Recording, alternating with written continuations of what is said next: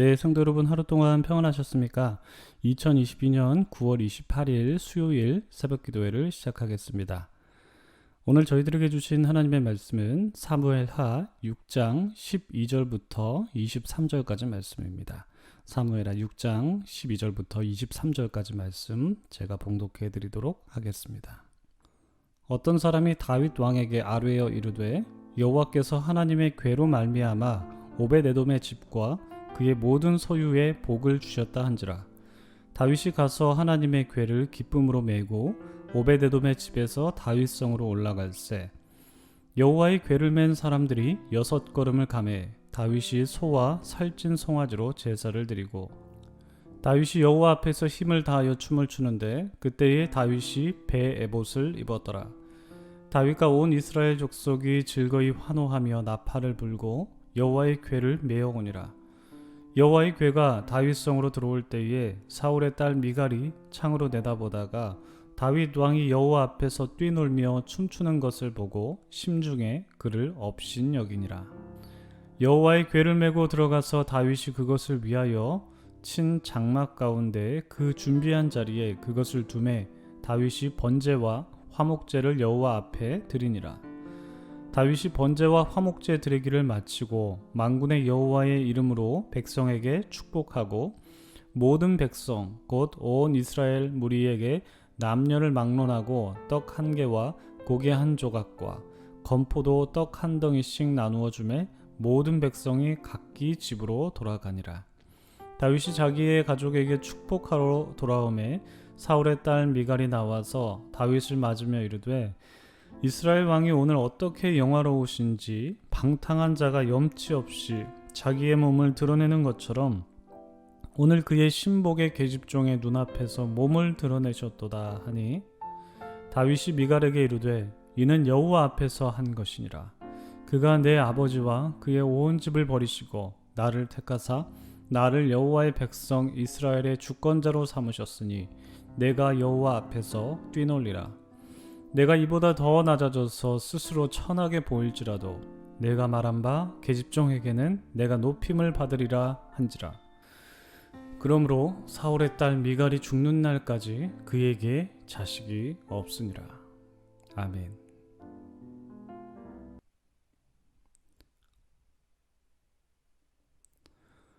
네, 참 좋으신 우리 주님의 크신 은총이 우리 토론토 한인 장로교회 모든 교우분들 가운데에 오늘도 함께 하시기를 주님의 이름으로 축복합니다. 여러분 좋은 날 시작하셨습니까? 오늘도 주님 안에서 좋은 날, 기쁜 날 되시기를 바랍니다. 오늘 우리가 나누는 말씀은 사무엘하 6장 나머지 부분을 나누도록 하겠습니다. 그에 앞서서 우리가 월요일에 나눴던 말씀 다시 생각해 보면 다윗은 온 이스라엘의 왕이 되면서 두로로부터 사절단을 맞이했고요. 또 아내를 더 거느리면서 자식들도 더 낳았다는 것을 우리가 볼 수 있었죠. 그리고 블레셋과의 전쟁을 승리로 이끌었고 어제 본문을 통해서 법궤를 이동하는 모습도 볼 수가 있었습니다. 다윗은 온 이스라엘의 왕으로서 이제 국정을 운영하는 초창기였기 때문에 외교적인 관계와 또한 여러 가지 제도들을 세워야 했겠죠. 첩을 두는 것, 이것도 이제 제도적인 장치로 볼 수 있죠. 또한 어제 본문에서 이스라엘에서 병력들을 차출하는 것, 이런 여러 가지 방면으로 국가의 기틀을 마련하는데 박차를 가했던 것이 사실입니다.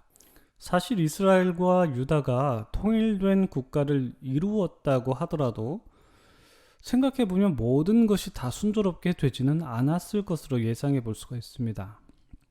물론 다윗 왕조가 아주 절대적인 왕권을 갖고 있었다는 것은 틀림없는 사실이지만 남과 북을 따로 떼어놓고 생각해보면 우선 나라를 다스리는 통치자가 달랐죠. 그리고 지역적으로도 달랐기 때문에 거기에서부터 오는 문화적인 차이도 있었을 수 있겠다 싶습니다.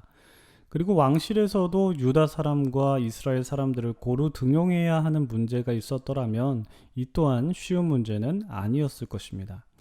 따라서 다윗에게는 남과 북을 하나로 묶어주는 그것이 정말 이스라엘에 필요했을 것으로 보이죠.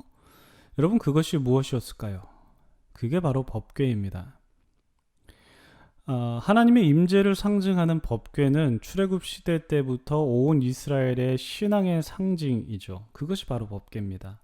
이 법궤는 서로 다른 이스라엘과 유다를 하나로 묶어줄 수 있는 아주 중요한 요소였습니다. 다시 말해서 하나님은 이스라엘과 유다를 하나로 묶어주시는 분이라는 것을 우리가 볼 수가 있습니다. 그리고 다윗은 이스라엘을 다스리시는 분이 자기가 아니라 바로 여호와 하나님이시라는 것을 백성들에게 드러나게 한 것이죠. 우리가 어제 본문을 통해서 법궤가 기란 여아림 혹은 바알레 유다에서 다윗성까지 오는 길에 사람이 죽는 어려움을 겪긴 했습니다만, 다윗은 오벤에돔의 집에 두었던 그 법궤를 수레에 싣고 오는 것이 아니라 이제 직접 메고 오죠. 원래 이게 직접 메는 게 전통적인 방식이었습니다. 직접 메고 옴으로써 다윗성까지 안착시킬 수가 있었습니다. 오늘 본문은 바로 그 현장을 보여주고 있습니다. 다윗은 법궤가 다윗성에 가까워지자 소와 살찐 송아지로 제사를 드리고, 그리고 또 여호와 하나님 앞에서 힘을 다하며 춤을 추었습니다. 모든 이스라엘 백성들도 즐거이 환호하며 나팔 불고 여호와의 궤가 다윗성으로 들어오는 것을 아주 기쁘게 맞이했죠. 여러분, 우리 한번 상상해 보셨으면 좋겠습니다.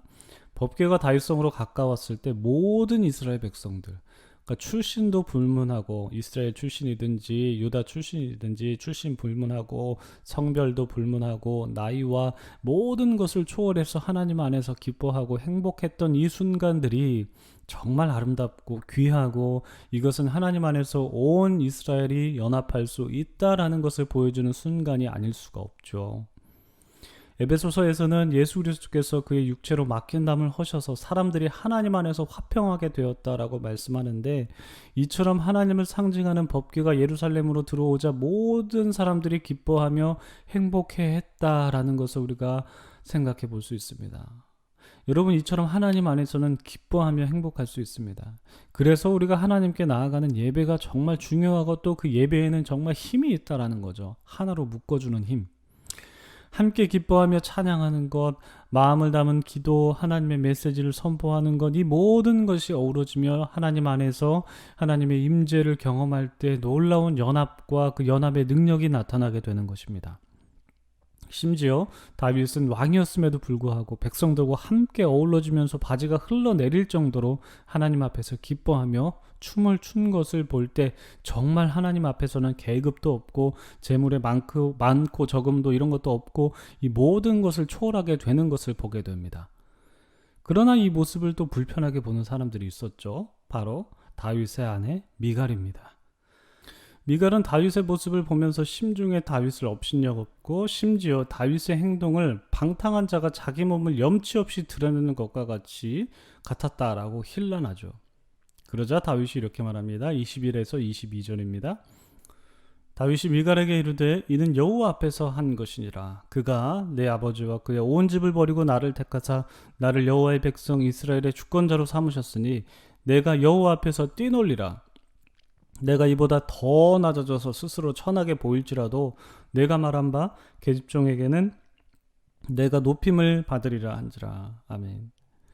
미갈은 다윗을 업신여기며 말했지만, 힐난했지만, 도리어 다윗은 하나님께서 나를 택하셨다, 그리고 이 모든 행동은 사람들 앞에서 한 것이 아니라 여호와 앞에서 한 것이다 라고 고백하죠. 또 여호와 앞에서 뛰놀겠다라고 말을 하면서 심지어 내가 이보다 더 낮아지더라도 더 천하게 보일지라도 계집종에게는 내가 높임을 받을 것이다 라고 말합니다. 하나님 앞에서 다윗이 얼마나 겸손하고 기뻐했는지 볼 수 있는 대목입니다. 여러분, 우리도 마찬가지입니다. 우리가 하나님 앞에서 겸손해지고 낮아지면 주눅드는 것이 아니죠. 오히려 우리는 기뻐하며 감격하며 행복해하죠. 다윗의 국정 초기에 많은 일들을 해야 했을 것입니다. 근데 가장 중요한 것은 이스라엘과 유다가 온 이스라엘로 하나가 되는 일이었을 것이라고 저는 생각합니다. 그리고 이것을 위해서 바로 다윗은 법궤를 가져온 것이고, 하나님께서는 바로 이것을 연합을 행하심으로써 모든 이들이 기뻐하며 행복하게 만드셨을 것입니다. 여러분, 우리 하나님은 우리의 기쁨이고 우리의 힘이고 우리의 능력입니다. 여러분 이것을 고백하시는 하루가 되기를 주님의 이름으로 축복하고요. 하나님 안에서 기뻐하고 하나님 안에서 즐거워하고 하나님 안에서 우리 TKFC가 하나 되는 놀라운 은총을 맛보시는 오늘 하루가 되시기를 주님의 이름으로 다시 한번 축원합니다. 기도하겠습니다. 참 좋으신 하나님, 은혜를 감사드립니다. 오늘 저희에게 주신 말씀 저희가 잘 기억하기를 원하고, 하나님 안에서는 출신도 불문하고 성별도 불문하고 나이, 재물의 많고 적음, 계급 이런 거 다 초월하고 하나가 될 수 있고 기뻐할 수 있다라는 것을 우리가 법궤가 예루살렘 안에 들어오는 그 장면을 통해서 확인해 볼 수가 있었습니다. 하나님 아버지, 오늘 말씀 우리가 잘 기억함으로써 하나님 안에서 기쁨이 있고 하나님 안에서 행복이 있다라는 것 우리가 늘 유념하며 늘 예배를 사모하고 늘 말씀 가운데에서 하나님의 임재를 경험할 수 있도록 도와주시옵소서. 감사드리며 예수님의 이름으로 기도드립니다. 아멘. 네, 성도 여러분, 오늘도 좋은 날, 기쁜 날 되시고요. 오늘도 하나님 안에서 행복하시는 여러분 하루하루가 되시기를 주님의 이름으로 축복합니다.